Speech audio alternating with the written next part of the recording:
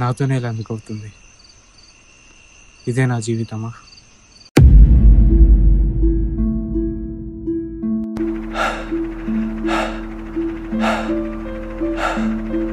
బాధ మన జీవితంలో ఉందా, లేదా బాధకు మనం అలవాటు పడ్డామా? అర్థం అవ్వట్లేదు.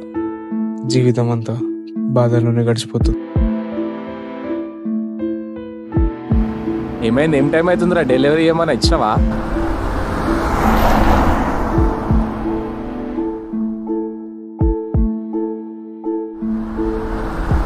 నా పాలన 1000 రూపాయలు.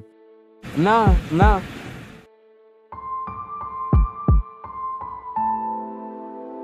పిల్ల